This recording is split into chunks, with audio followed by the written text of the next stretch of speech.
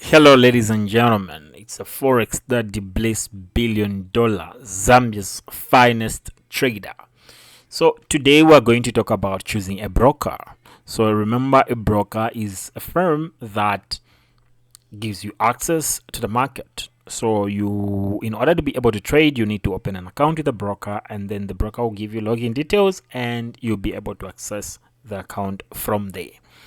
So, yeah, as a trader, your business is with the broker, so you'll be trading using the broker through that broker. Yeah, so let's just consider now, before you can actually just go for any broker. Let's just consider some of the things that you need to look at before you can actually say this is a broker that I'll be using for my trading.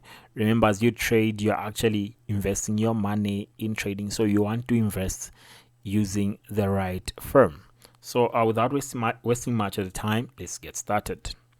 So what is a broker? So a broker is a firm that gives you access to the market. So it acts as a middleman, right?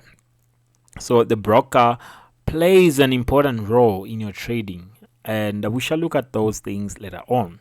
So it is important that you choose a broker that is authentic and has met the standard. So some brokers are not legit. Some are just scam brokers. They exist for a short period of time and then they disappear. There are actually others that are real and authentic. These are the brokers that we want to be using, right? So in this section, I'll be teaching you what to consider when choosing a broker. So how to choose the right broker? So forgive the spelling here. It was supposed to be choose. I'll edit that. Yeah. So many new traders, you would just see, an ad on the internet or social media, and then it's about this broker. They'll tell you trade forex with us and all that, and you go ahead, open an account, and you fund in your account, and you begin to trade. So some brokers are not authentic. I'm not saying every ad that you see on the internet is for fake brokers. No. But others are not just authentic. So this is why we're having this lesson. So it is important that if you have to choose a broker, it must meet the following conditions. So some of the things that you have to look at are the following.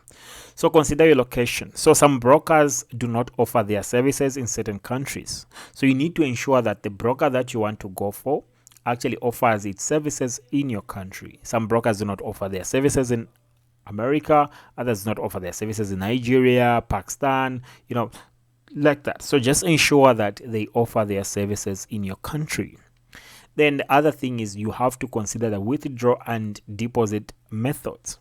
So you have to ensure that before you can actually sign up for a broker, you check what withdraw and deposit methods they have. So the more withdraw options they have, the better. Now you need also to assess which of those methods are available in your country. For example, in my country, I can use Skrill, I can use cryptocurrencies, I can use my bank. So when I withdraw money, can come just straight to my bank account. I can use maybe some mobile money services and all that. So that makes something ideal for me as somebody that is in Zambia, right? So you need to consider that if they have different trading methods, depositing methods, you need to ensure that those methods are also readily available in in your country. Now consider how long the withdrawals take to reach your local accounts. So sometimes when you withdraw, certain brokers would take a month. Certain brokers would not even release your funds. But you need to consider how long the withdrawals take.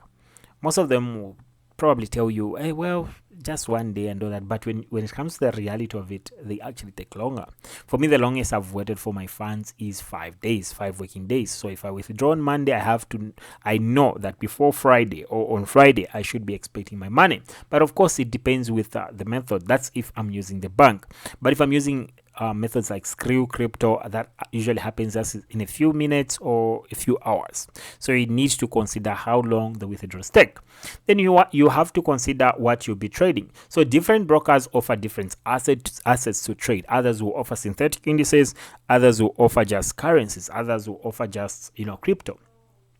So you need to ensure you know what you'll be trading. In this case, we'll be trading currencies as well as synthetic indices. So I'll be able to show you which brokers to use. So that's that. Now, check if the broker is regulated. This is very important. You need to ensure that the broker is regulated. It should not just be a registered company. It needs to be regulated by the following bodies, either of the following bodies. We have the FCA, the ASIC, the CFTC, and NFA. So it can be regulated by any of these bodies. So you also have to consider the minimum deposit. So ensure, because some brokers will tell you the minimum deposit for you to be able to trade is $1,000, and maybe you might not be able to afford that $1,000 for a start. So you need to go for a different broker. So the brokers that I'll be introducing to you actually have small minimum deposits, and they can be ideal for every individual.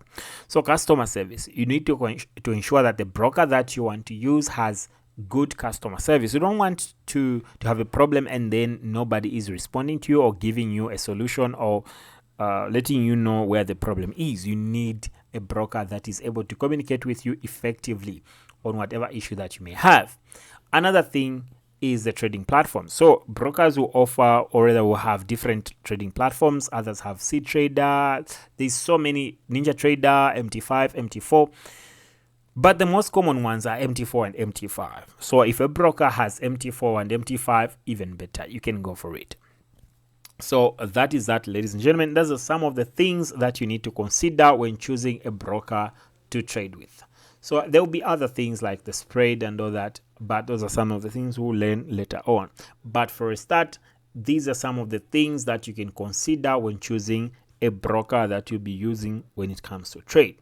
So that is it, ladies and gentlemen, and we meet in another section where I'll be teaching you more about trading. But ensure if you've registered for my course, you've probably received links to register your trading accounts. And those brokers that I've recommended to you, one is for currencies, NASDAQ, and all that. The other one is for synthetic indices. So I've checked those brokers are regulated and they are best for trading, and those are the ones that I use. So if you're accessing this from my website, you probably have a link somewhere on the website to show you the brokers that we're using. So it's that easy, ladies and gentlemen. Otherwise, thank you so much, and we meet in the next segment.